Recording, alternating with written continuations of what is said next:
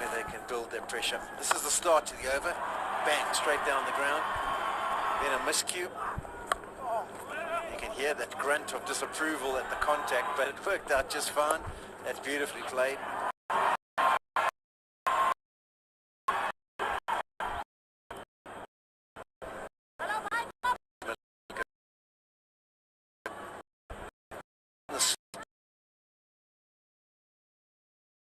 Ticking over, 93 or 4 degrees wide.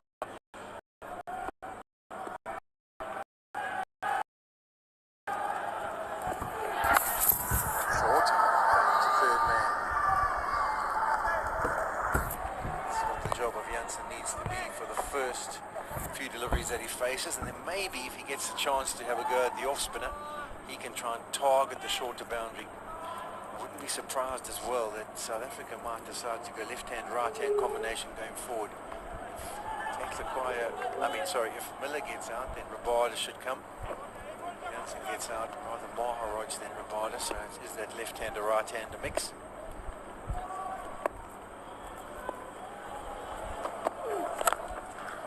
It's crunched, but there's a man back there, deep extra cover, just a single. But still a good over for South Africa. Ahead of the rate, 17 from it, 13 and over required, 224 for 6.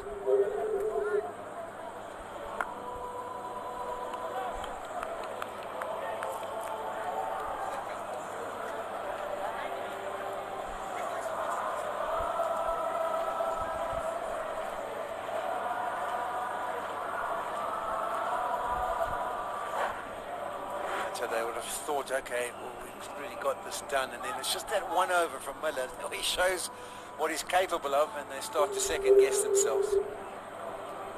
See how prominent the finish was from Bangladesh. Absolutely superb.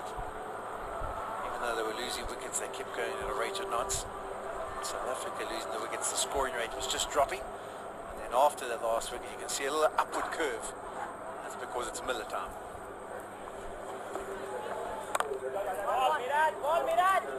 Won't be disappointed with that, will he? The single, get Janssen on strike and see what he can do. Interesting to see how Pedersen Miraj has gone in this game. Went for the 25 in the first 3. But all of a sudden he's getting the ball to a bit of a grip and turn. That's why he's been pretty impressive in the last 2 overs that he bowled, 1 for 4.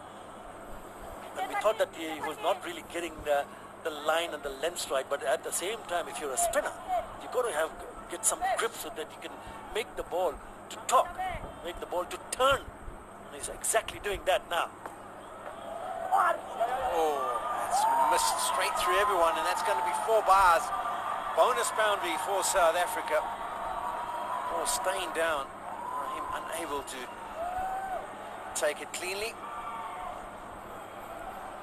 Yeah, I think it's the change of pace. I noticed in his first ball there was quite a few deliveries in the 90s, and he was a little bit flat. But as you say, there is plenty of purchase now. He's getting the ball to grip nicely.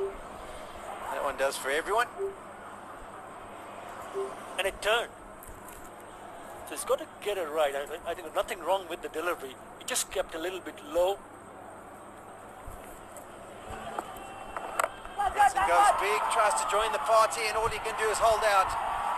Good bit of fielding, very good bit of fielding. It's the captain, Tommy Iqbal, who showed the composure to pop the ball up in the air, take a step outside the boundary cushion, and get back into the field of play and complete the catch. So that's quality from Bangladesh.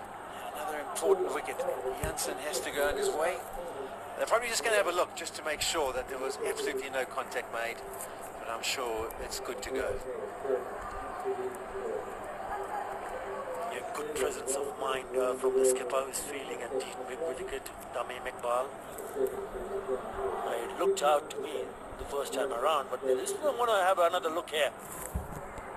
There you go, he's well inside the boundary ropes. Then he realizes he's going over. Oh, that's a good flick right at the last moment. Well done. Looks okay to me.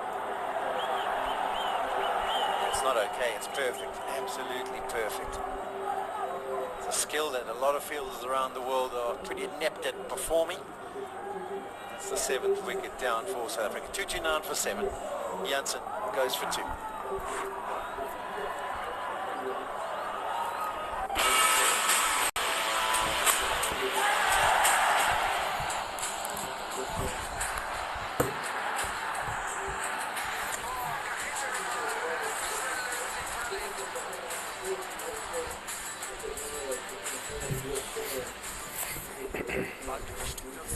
Qatar 2022 second TI 20th March at 2 p.m. live on GTV, also on WTOLBD.com. For 38. And all of a sudden, since then, he's picked up 2 wickets. Just gone for the 9 runs. Kesa Rabada to the crease next. Bit of a surprise. I personally would have thought Keshav Maharaj to try and target the off spinner and smack it to the leg side might have been the option. They've gone KG's route, and he played a wonderful knock in New Zealand not so long ago. Straight away he's into the action, drags that one down the ground for a single. Where the other Miraj was, no, I wouldn't mind that at all. What to do left-handers in the middle and getting the ball to Tony mentioned about how he has come back strongly in his second spell. But not right on the man on the screen.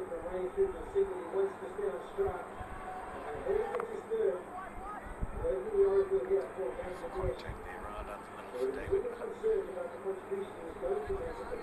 It's all about boundaries now. South Africa have just found and won this over. That was through the bars.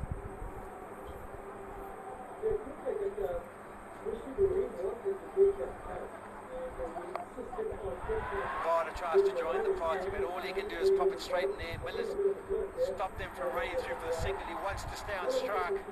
And Mahiri gets his third. Working the oracle here for Bangladesh. They would have been a little bit concerned about the contribution he was going to make at the back end, but he's been simply fantastic.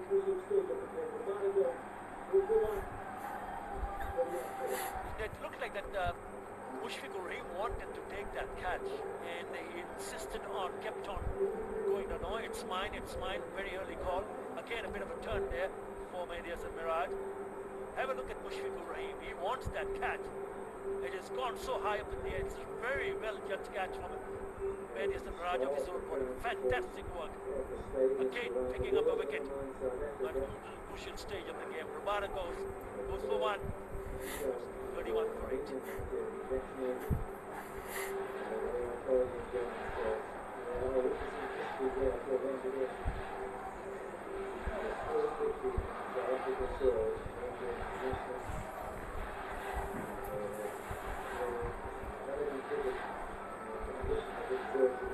Now we've been starved of ground support at the stadiums around the world, never mind South Africa. But 2,000 people are allowed in and they had to have been vaccinated. They are thoroughly enjoying themselves.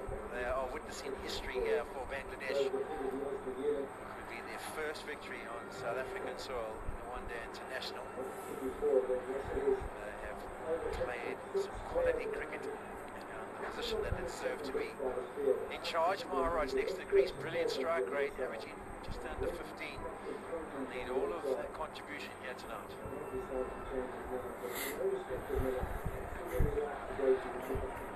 Miller on strike, and he'll be just looking to target boundaries. He just wants 6s and 4s. Those are the figures he wants to deal in. It could be 4 of them. Yes, it is. Over-pitched and clipped square up the boundary. I'm not 100% convinced by this field. I think they need to get extra support onto the leg side and bring backward point in from the offside. They have decided to change it now, but we know the strength of Miller. That's the area he likes to go to. Anything on the legs, he's powerful at being able to smash away, and there was just a little bit of timing, slow delivery, clips it beautifully. Yeah, the problem for the ball is that shortest part of the boundary towards the mid-wicket and square leg area. You cannot afford the ball on the legs.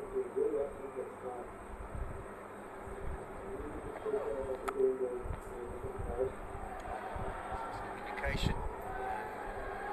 They eventually do come through. I think Miller was caught between whether he wanted to harbour the strike or he's happy to let Maharaj get on strike. Maharaj is accomplished, there's no doubt about that. He can play properly, so he doesn't need to harbour it. This is the wicket of Rabada.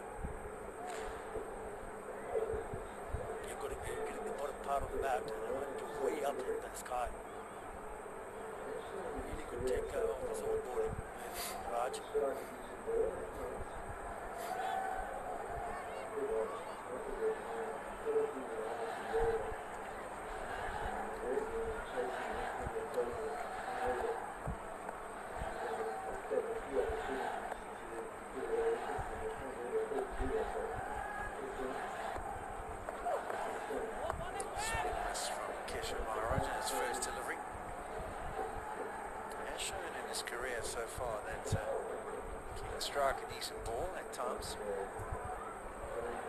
It's a big ask. South Africa requiring 14 and a half to the over. Invariably when you're chasing that kind of total and over, you're going to offer up a few opportunities to give away wickets, and they can't really afford to do that, South Africa. 8 down. Which is concern. Management department, they'll be.